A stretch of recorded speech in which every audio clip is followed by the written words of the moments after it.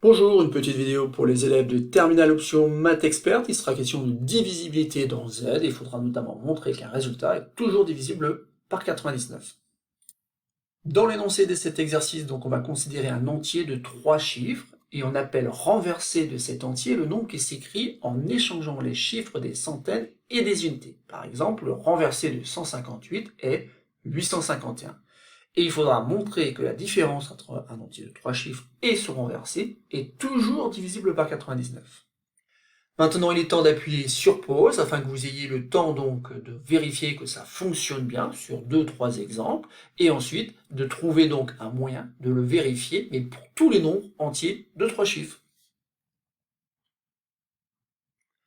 Et donc maintenant, passons à la correction de cet exercice. Donc ici, je vous ai proposé tout à l'heure dans la vidéo de faire un exemple. Donc ici, dans l'énoncé, on nous parle justement du nombre 158 qui admet pour renverser 851.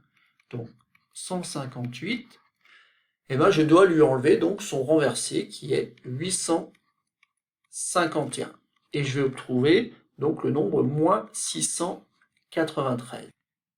Et on me dit dans l'énoncé que ce résultat-là devrait être divisible par 99. Alors dire qu'il est divisible par 99, ça revient à dire que je peux écrire donc cette quantité-là comme le produit de deux entiers, dont l'un est 99. Et en cherchant un petit peu, en effet, c'est le cas, puisque j'ai moins 7 qui multiplié par 99 me donne exactement moins 693.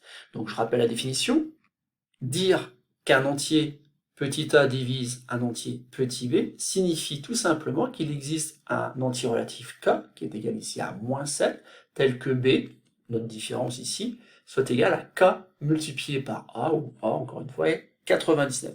Donc pour cet exemple-là, cela fonctionne. Maintenant, vérifions que ça marche pour d'autres nombres.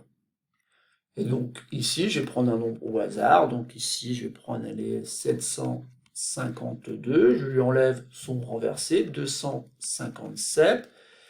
Et je regarde combien j'obtiens. Ben, je vais obtenir 495. Est-ce que 495 est divisible par 99? Bah oui, puisqu'en fait 495 c'est tout simplement 5 multiplié par 99. Là encore, je me rends compte que ce résultat-là, obtenu en faisant la différence d'un entier avec son renversé, eh ben, est tout le temps divisible par 99. Enfin, est tout le temps.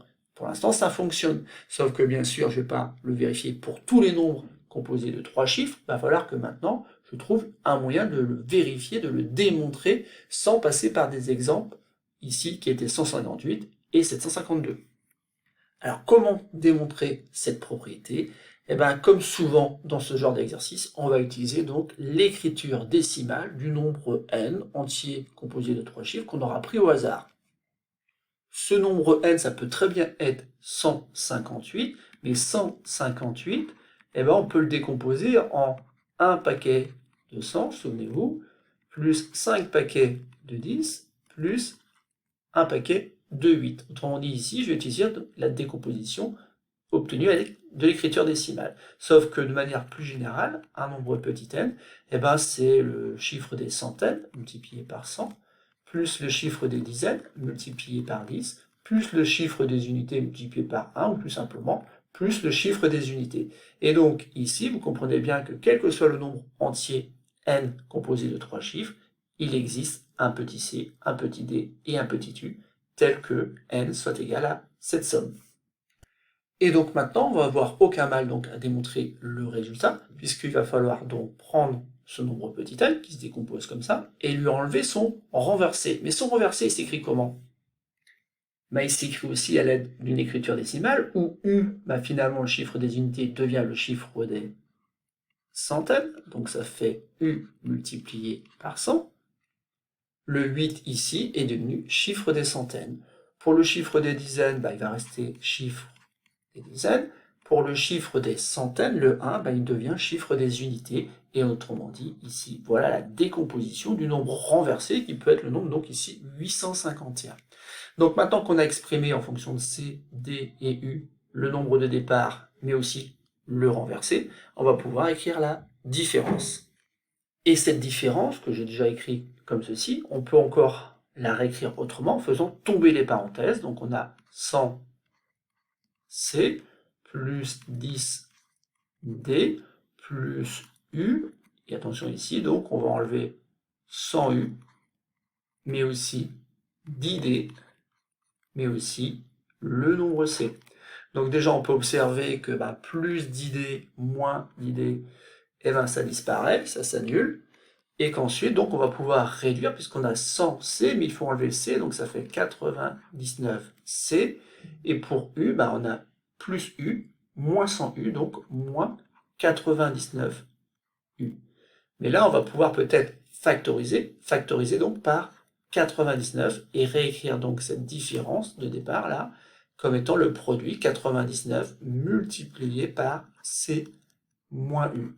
Et là, on vient de justifier le fait que le résultat qu'on obtient à chaque fois est divisible donc par 99. En effet, C moins U, c'est bien un entier relatif, puisque en fait C et U sont des entiers naturels. Donc le résultat ici peut être positif ou négatif. Tout à l'heure c'était 5, là c'était moins 7. Donc vous voyez qu'en fait il peut être positif ou négatif, mais ce qu'il faut retenir surtout que c'est un entier relatif. Donc le résultat du calcul s'écrit tout le temps 99 multiplié par l'entier relatif. Autrement dit, le résultat du calcul est toujours divisible par 99.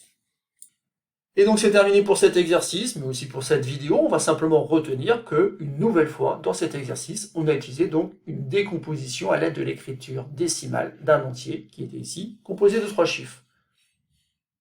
Et ensuite, donc, on utilise la définition qui dit tout simplement que si on a un produit 99 multiplié par un entier relatif, ça veut dire que tout simplement, le membre de gauche est bien divisible par 99.